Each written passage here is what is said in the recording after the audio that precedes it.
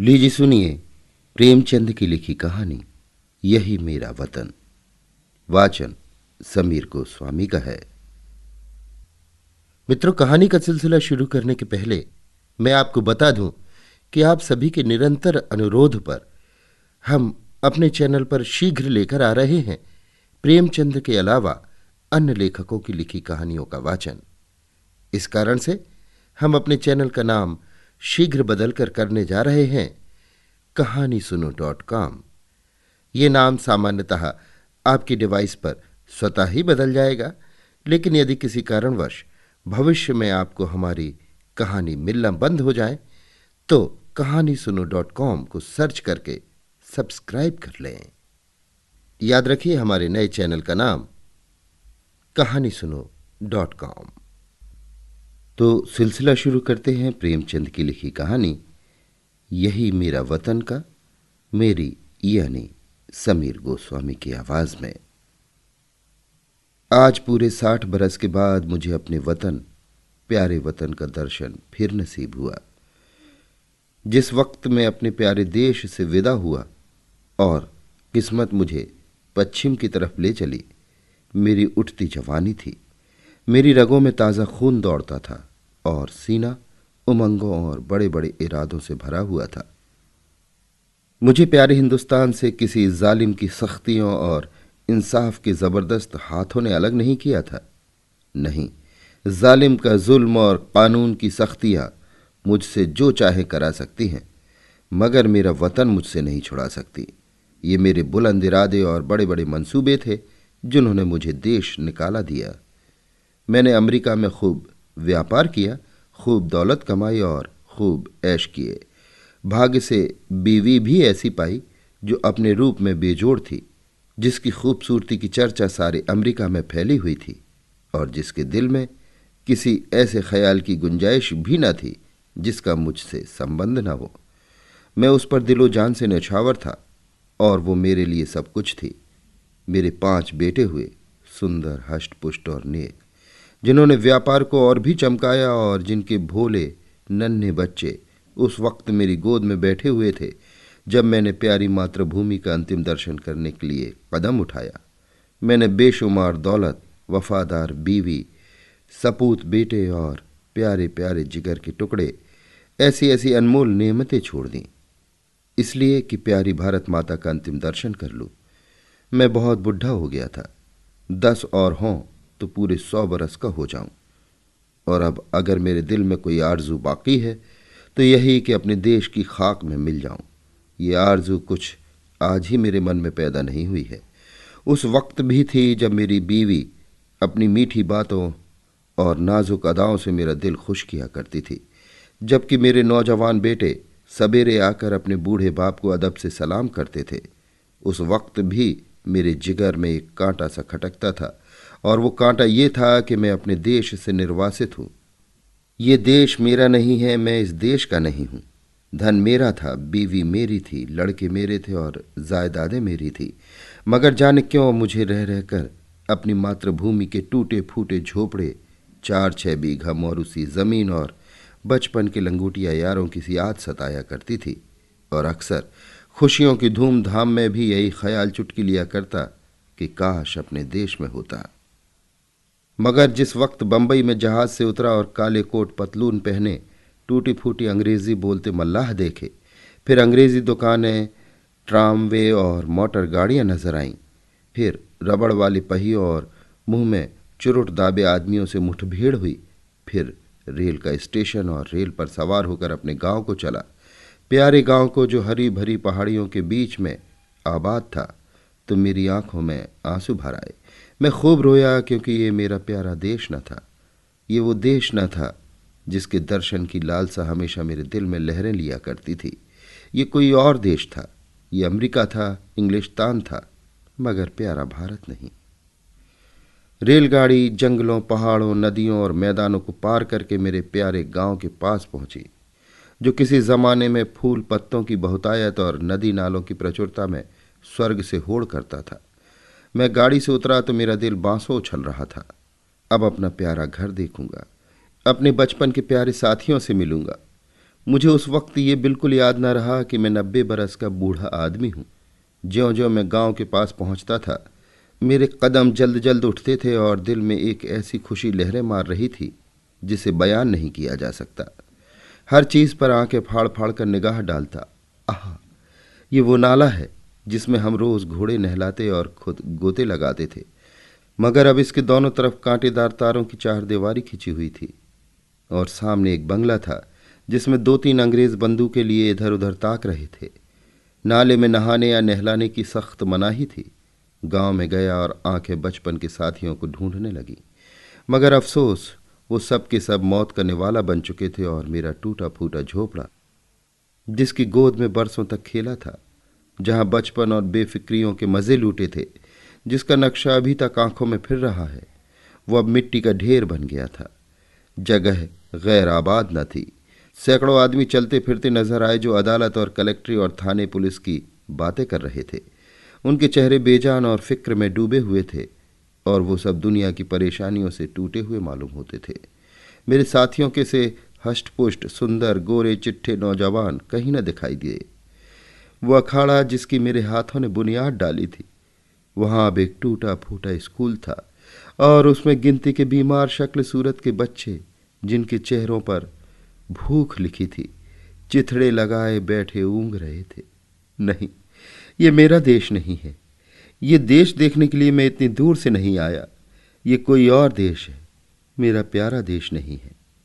उस बरगद के पेड़ की तरफ दौड़ा जिसकी सुहानी छाया में हमने बचपन के मजे लूटे थे, जो हमारे बचपन का हिंडोला और जवानी की आरामगाह था। इस प्यारे बरगद को देखते ही रोना सा आने लगा और ऐसी हसरत भरी, तड़पाने वाली और दर्दनाक यादें ताज़ी हो गईं कि घंटों जमीन पर बैठकर रोता रहा। यही प्यारा बरगद है जिसकी फुनगियों पर हम चढ़ जाते थे, जिसकी जटाएं हमारा झूला थी और जिसके फूल हमें सारी दुनिया की मिठाइयों से ज्यादा मजेदार और मीठे मालूम होते थे। वो मेरे गले में बाहें डालकर खेलने वाले हमजोली जो कभी रूठते थे कभी मनाते थे, वो कहाँ गए? आह, मैं बेघरबार मुसाफिर, क्या अब अकेला हूं? क्या मेरा कोई साथी नहीं? इस बरगद के पास अब थाना और पेड़ के नीचे एक कुर्सी पर कोई लाल पगड़ी बांधे बैठा हुआ था। उसके आसपास 10-20 और लाल पगड़ी वाले हाथ बांधे खड़े थे और एक अधनंगा अकाल का मारा आदमी, जिस पर अभी अभी चाबुकों की बौछार हुई थी, पड़ा सिसक रहा था। मुझे ख्याल आया, ये मेरा प्यारा देश नहीं है, ये कोई और देश है। ये यूरोप है, अमेरिका है, मगर मेरा प्यारा देश नहीं है, हरगिज नहीं। इधर से निराश होकर मैं उस चौपाल की ओर चला जहां शाम को पिताजी गांव के और बड़े बूढ़ों के साथ हुक्का पीते और हंसी दिल लगी करते थे। हम भी उस टाट पर कलाबाजियां खाया करते। कभी कभी वहां पंचायत भी बैठती थी जिसके सरपंच हमेशा पिताजी ही होते थे। इसी चौपाल से लगी हुई एक गौशाला थी जहां गांव भर की गाय रखी जाती थी और हम यहीं बछड़ों के साथ कुलेलें किया करते थे। अफसोस, अब इस चौपाल का पता न था। वहां अब गांव के टीका लगाने का स्टेशन और एक डाक खाना था। उन दिनों इसी चौपाल से लगा हुआ एक कोल्हाड़ा था जहां जाड़े के दिनों में ऊख पेरी जाती थी और गुड़ की महक से दिमाग तर हो जाता था। हम और हमारे हमजोली घंटों गणेरियों के इंतजार में बैठे रहते थे और गणेरिया काटने वाले मजदूरों के हाथों की तेजी पर अचरज करते थे। जहां सैकड़ों बार मैंने कच्चा रस और पक्का दूध मिलाकर पिया था, यहाँ आसपास के घरों से औरतें और बच्चे अपने अपने घड़े लेकर आते और उन्हें रस से भरवा कर ले जाते। अफसोस, वो कोल्हू अभी ज्यों के त्यों गड़े हुए हैं, मगर देखो, कुल्हाड़े की जगह अब एक सन लपेटने वाली मशीन है और उसके सामने एक तंबोली और सिगरेट की दुकान है। इन दिल को छलनी करने वाले दृश्यों से दुखी होकर मैंने एक आदमी से जो सूरत से शरीफ नजर आता था कहा, बाबा, मैं परदेशी मुसाफिर हूं, रात भर पड़े रहने के लिए मुझे जगह दे दो। इस आदमी ने मुझे सर से पैर तक घूर कर देखा और बोला, आगे जाओ, यहां जगह नहीं है। मैं आगे गया और यहां से फिर हुक्म मिला, आगे जाओ। 5वीं बार सवाल करने पर एक साहब ने मुट्ठी भर चने मेरे हाथ पर रख दिए। चने मेरे हाथ से छूटकर गिर पड़े और आंखों से आंसू बहने लगे। हाय, ये मेरा प्यारा देश नहीं है, ये कोई और देश है। ये हमारा मेहमान और मुसाफिर की आवभगत करने वाला प्यारा देश नहीं, हरगिज नहीं। मैंने एक सिगरेट की डिबिया ली और एक सुनसान जगह पर बैठकर बीते दिनों की याद करने लगा कि यकायक मुझे उस धर्मशाला का ख्याल आया जो मेरे परदेश जाते वक्त बन रहा था। मैं उधर की तरफ लपका कि रात किसी तरह वहां काटूं, मगर अफसोस, हाय अफसोस, धर्मशाला की इमारत ज्यों की त्यों थी, लेकिन उसमें गरीब मुसाफिरों के रहने के लिए जगह न थी।